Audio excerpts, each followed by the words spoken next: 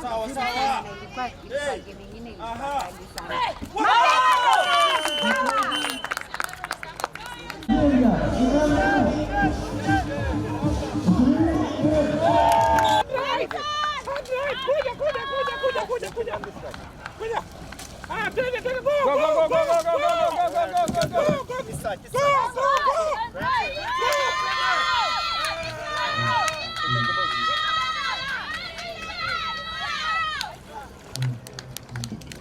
I thank God for the team we have because we have trusted in each other.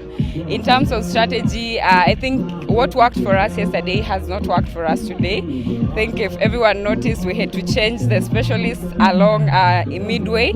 So yeah, it's been different. We have to re-strategize. If it doesn't work, we have to look for other strategies. So yeah, but we thank God for our coaches and the team as a whole for being able just to work as a team and bring this victory home.